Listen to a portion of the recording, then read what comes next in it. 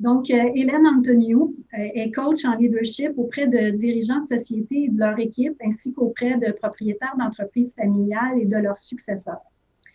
En mai 2018, Hélène a publié la biographie d'affaires d'Éric Molson, son beau-père et ancien président du conseil de Molson Coors, dont le titre est « Le retour à la bière et au hockey, l'histoire d'Éric Molson ».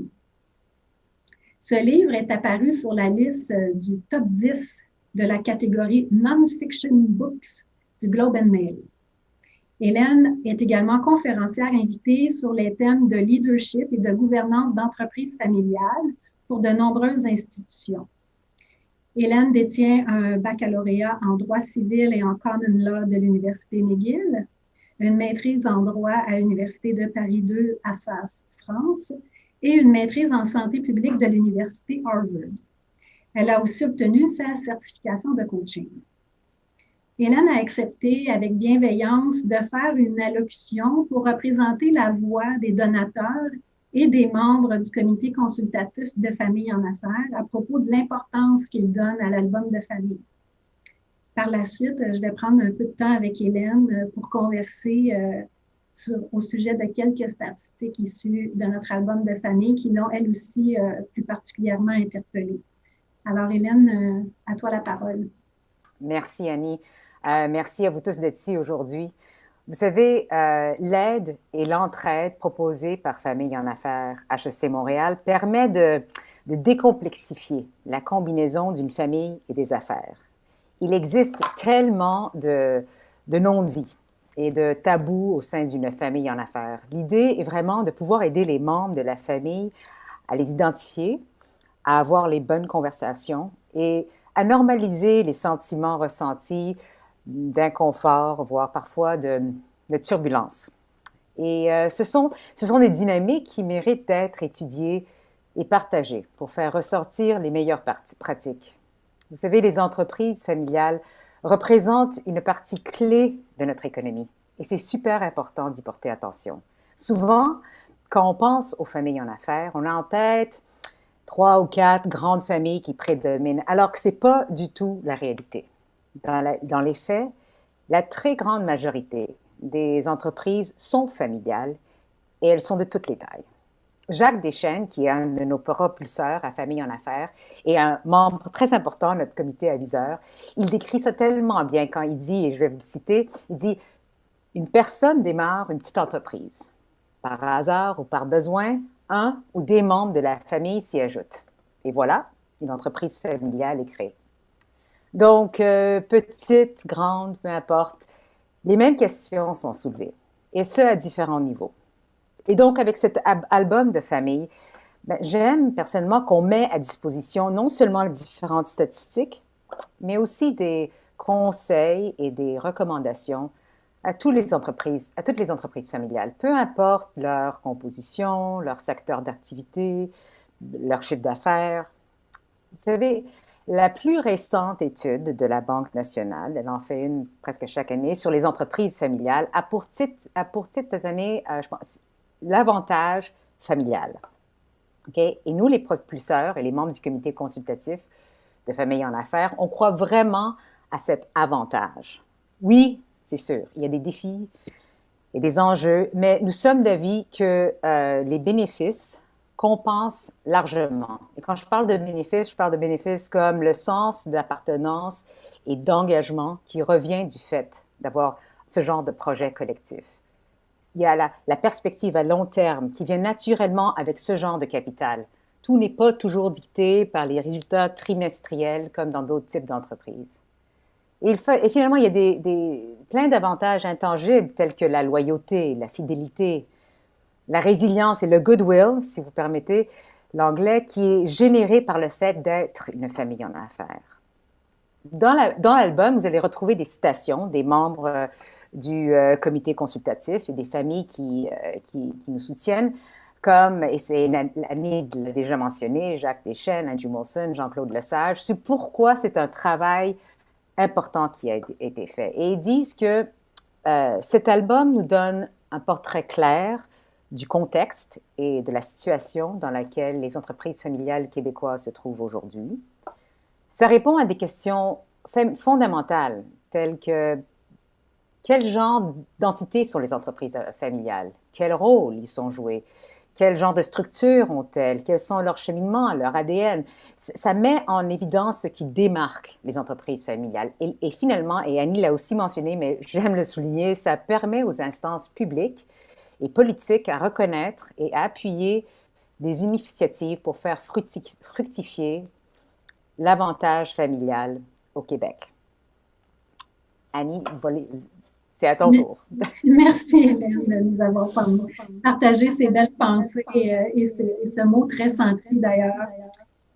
Encore une fois, dans quelques minutes, là, on va lancer les faits saillants de notre album de famille, mais également, tu as aussi eu accès en primeur aux faits saillants. Donc, il y a certaines statistiques dont on a discuté ensemble, toi et moi, lors de notre rencontre de préparation, dont je voulais, qui t'ont particulièrement interpellé, puis dont tu souhaitais peut-être qu'on ait une petite conversation ensemble à ce sujet-là, dont celle qui montre que 81% des entreprises n'ont pas d'actionnaire externe à la famille. Il y a des avantages de garder la propriété de l'entreprise au sein de la famille en affaires. On les connaît, contrôle, indépendance, confidentialité, mais il y a aussi des avantages à ouvrir l'actionnariat. Et je pense, en fait, que évidemment, tu as beaucoup de bagages, tu as vu, tu as entendu, tu as constaté des choses auprès de la famille Molson, et aussi des autres familles que tu accompagnes.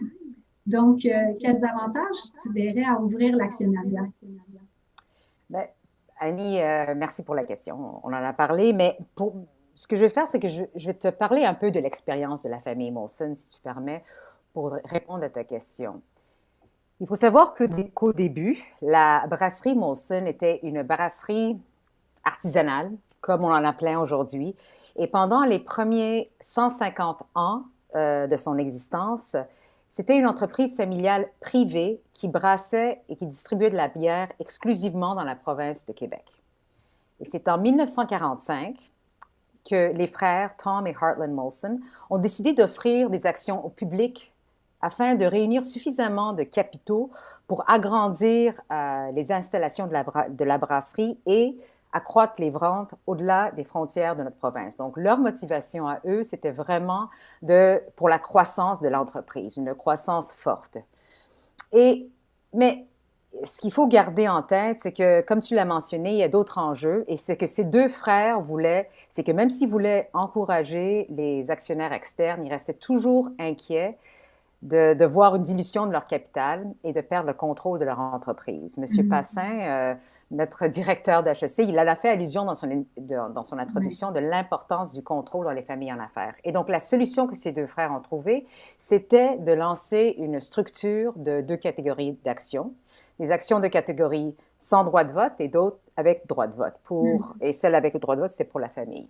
Alors, aujourd'hui, il y en a plein de familles, d'entreprises qui ont ce genre de structure.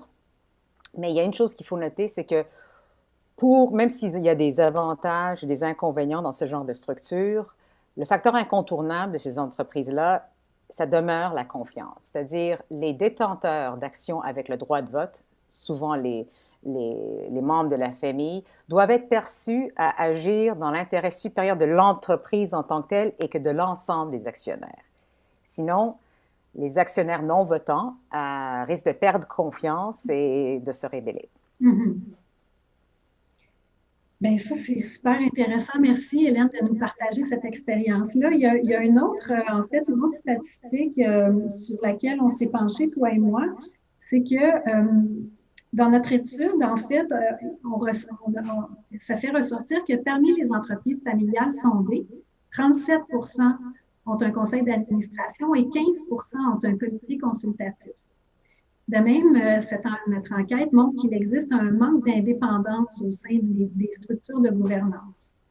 D'après ce que tu connais de la gouvernance, de la structure chez Molson, est-ce que, en fait, ça serait quoi les avantages de mettre en place une structure de gouvernance et de rendre ces structures un peu plus indépendantes et diversifiées?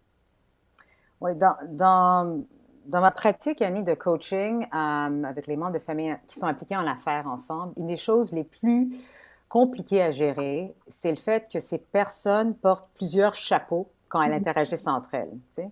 Quand mon père, qui gère l'entreprise, me parle, est-ce qu'il me parle en tant que mon père, en tant que le patron de la boîte, mon gestionnaire, le fondateur de l'entreprise ou l'actionnaire principal? Donc, ça devient assez compliqué assez rapidement. Et en plus, on ajoute là-dedans l'émotion dans le mélange. Et dans l'émotion qui vient de toutes sortes de sources, incluant la rivalité fraternelle. Et là, ça peut devenir ça peut rendre les choses un peu très compliquées très vite. Et c'est pourquoi ça, c'est tellement important. Et c'est utile d'avoir les bonnes structures de gouvernance et d'avoir des conseillers indépendants. Parce que c'est des gens qui peuvent amener, surtout des gens qui sont calmes, qui sont objectifs, stratégiques et qui ont beaucoup d'intelligence émotionnelle. Parce qu'ils peuvent nous soulever le regard, remettre les choses en perspective et nous aider à naviguer en tant que famille en affaires dans toutes ces questions délicates de business et de famille. Ça nous aide un peu à remonter les yeux de tous les biais qu'on peut avoir qui sont un peu, qu'on ne voit pas de façon naturelle. Merci, Hélène, de t'être prêtée au jeu de questions-réponses, commentaires, conseils, meilleures pratiques. En fait, ça démontre beaucoup ce qu'on a voulu faire et réaliser à travers notre album de famille, c'est-à-dire de mettre en lumière aussi les statistiques, oui, mais quels sont les commentaires et les réactions des gens par rapport à ça. Alors, merci de t'être prêtée au jeu avec moi et d'avoir évidemment répondu avec autant de transparence et d'authenticité. C'est un plaisir de t'avoir, Hélène, à nos côtés pour ce moment charnière dans la vie de famille en affaires HEC Montréal. Merci pour ton support et tes nombreux conseils en tant que membre de notre comité consultatif. Merci pour tout. C'est mon plaisir, Annie.